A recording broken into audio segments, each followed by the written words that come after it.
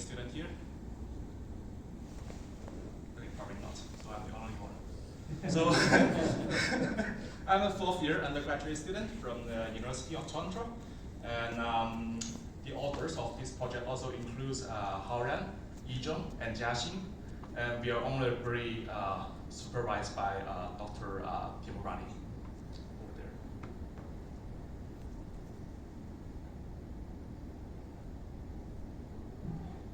So I will talk about the motivations behind the remote login and also the core features of my application and also the technical details.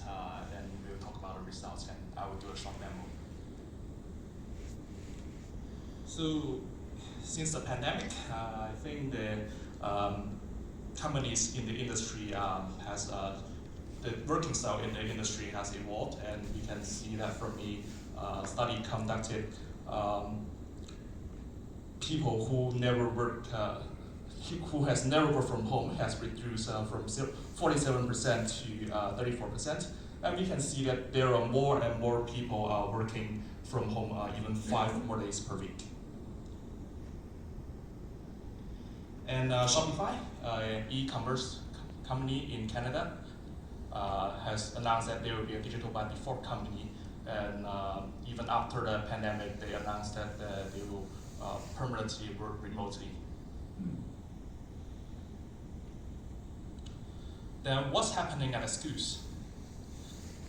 In a survey conducted, people are saying that since the pandemic, their productivity has increased because of the working from home style. However, there are challenges.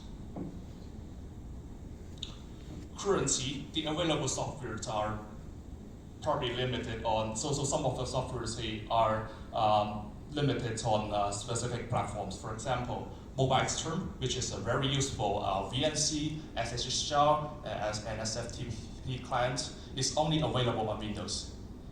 Then what if I'm a Mac user? Then I can't use it. Also, the setup process is quite complicated. In a second year project course that asks students to develop a geographical information system, we have 8 pages in a single menu to teach the students how they can connect to the remote lab. And to be honest, I was ranting at a prof 3 years ago when I took the course, and just because how long it is. And luckily, he didn't remember that if that isn't it when he hired me as a TA in that course. Also, we are finding that people are overloading the machines. We have a pool of, I think, over 100 machines in the lab, but sometimes students just connect to one specific machine. And some machine could be overloaded and their program run really slow, and especially towards the final submission periods, people might find that the machine might just crash. And unfortunately, these resources are unavailable until users are logged in. So they will need to log in to run some commands to see how many people are using that specific machine and what's the load on that machine. But they can't do that until they log in. So we have the problems listed on the left of the slide. And our approaches to solve those problems are listed on the right.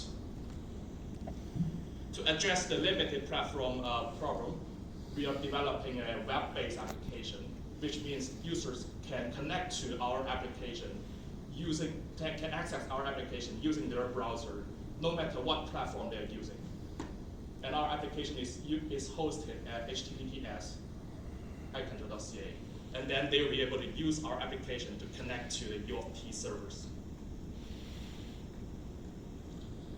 And we can see that most of the students just want to use the terminal, but they have to configure a lot if they're using PuTTY, which is not necessary. What they need is just to enter the host name, the username, the password. Then they should be connected. They shouldn't look into how to configure the port forwarding stuff. They shouldn't look into whether they should enable X11 forwarding, those kinds of things. They don't need to know that, especially for first-year students. We have an introductory programming course for first-year students, and they are quite confused because they have never been exposed to those industry environments such as Linux.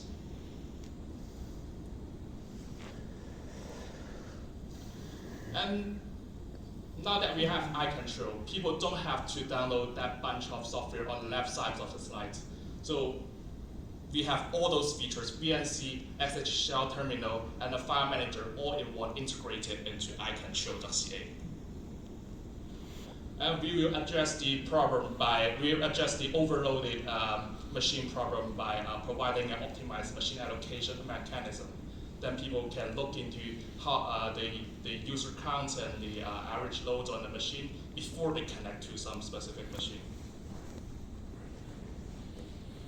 So here's the system context diagram.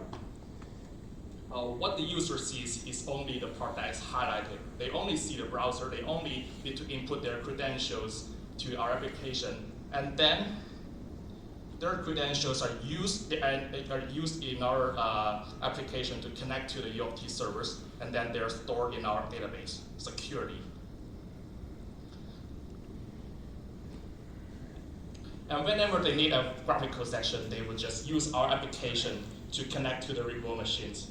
And the graphical interface graphical interface will be displayed to them, or SH style interface will be displayed to them depending on what they want.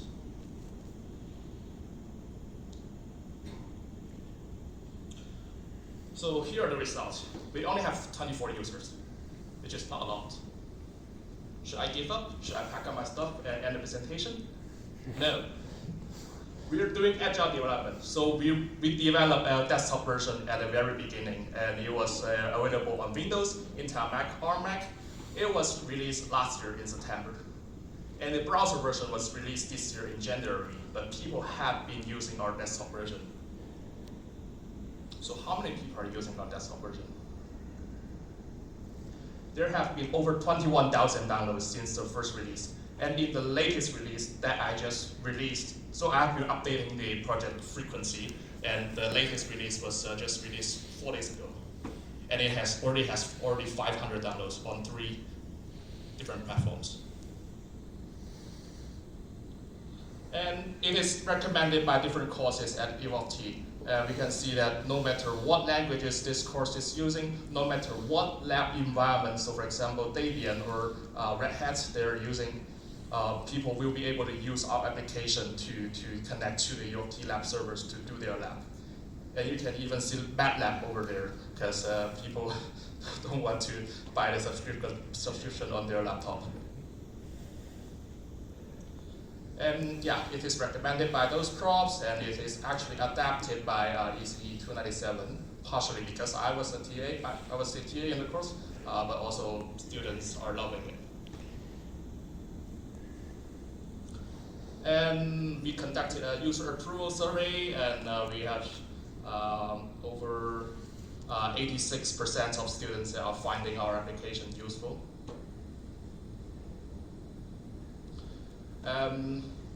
We are approved by the open source community. Our public repository has 100 GitHub stars. And I'm going to do a demo right now. How many minutes do I have?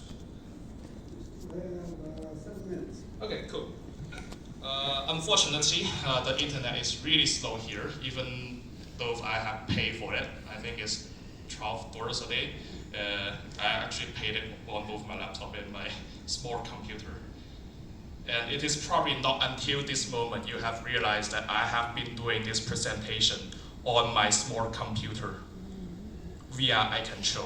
So this is my Mac, and I'm using a browser to connect to the small computer.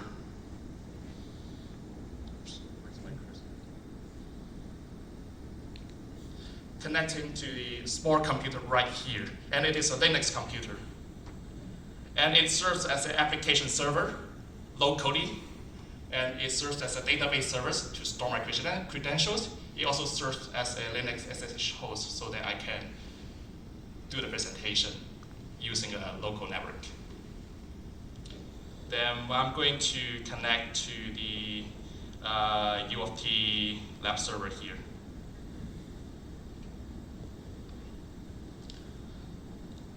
So the connection process is that you first, the application first does SSH authentication with the U of T server, and then it does a load check to see if anybody is using that machine. And then, well, I will just override it. And then application forces the VNC password stored on that machine, and then it uses that password to connect to the remote machine. The thing is that the internet is really slow here, and the access to the U of T network is quite slow.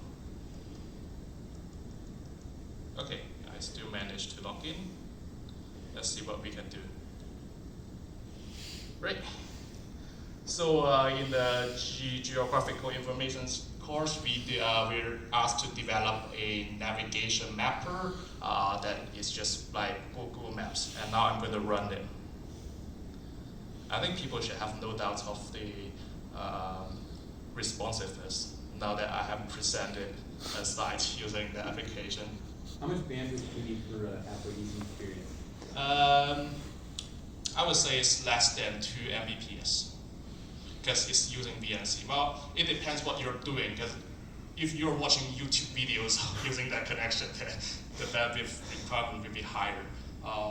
Actually, I will play some YouTube video if the connection allows. So, yeah, here is what we developed in the geographical information course, information system course. It is important. I mean, remote access was important because all those GIS. Oops. I hope the internet is fine. Because all those GIS data was stored in the at the U of T servers. And in the pandemic, students have to connect to the remote lab just to access those. And somehow it just crashed. I mean, the U of T server just crashed. My application still runs fine.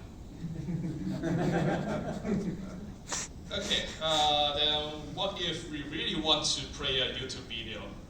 We have the auto feature. So once I toggle that on, and I search for, I hope the internet connection is fine. Restore. It is probably fine. How many minutes do I have? Okay. Let me see what I can show you. Okay, it still runs. Right, then here is the SSH shell interface. If I change directory into a graphic ASCII program that is used to test terminals.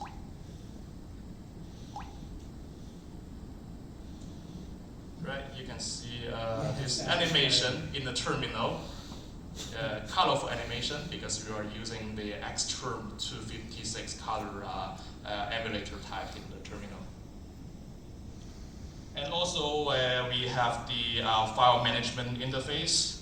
I'm sure you probably have used Google Drive before, or Microsoft OneDrive, so hopefully that interface is familiar to you, and hopefully that's familiar to the students who have never been using those SFTP protocols. Students will be able to double-click on any entries just to browse the files in that entry. They can, I think they can double-click on the name to rename that entry. They can double-click on the permission field to change the permission, and we actually,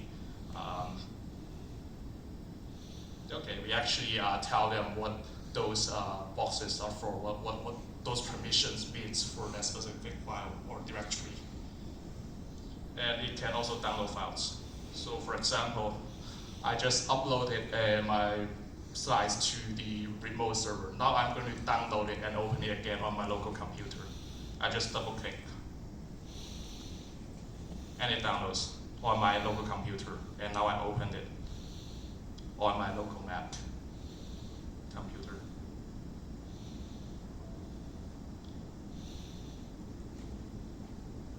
And it is the same file I just presented on my Linux computer. here's the end of my presentation, and thank you for watching.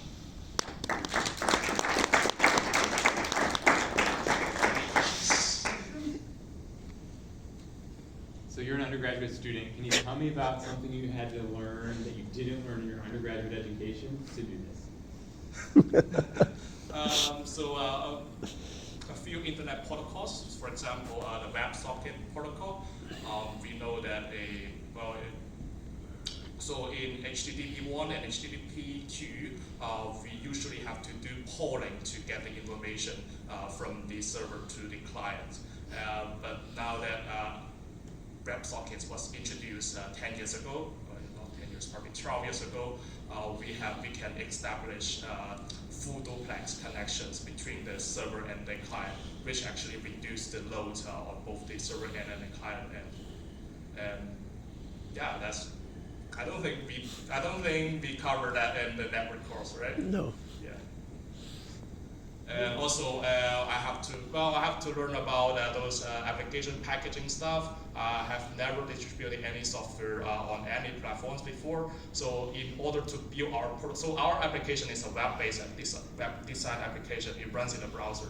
But in order to distribute our prototype to students before we release the official version, I have to learn about application distribution. So we were using the Electron framework to deliver the application to students running on using Windows, Mac, Intel Mac, and the M1 Mac. So. Other questions? Hi, thank you. Does this only work with the UFT server, or can somebody else take your code? Yes, you can. So you can actually take my code. It is available in the public repository. If you access the iCtrl.ca right now, you will, there's a link, hyperlink to our repository, and I actually put the deployment instructions here. So if you have my code, you just need to modify so we currently only restrict the registration to U of T students by checking their U of T emails. So if you remove that requirement, then you will be able to use our application anywhere. And students can use our application to access any servers. It is not only for U of T. So long the target machine supports SSH and VNC and SFTP, then the students will be able to use our application to access anything. Other questions? All right, thank you.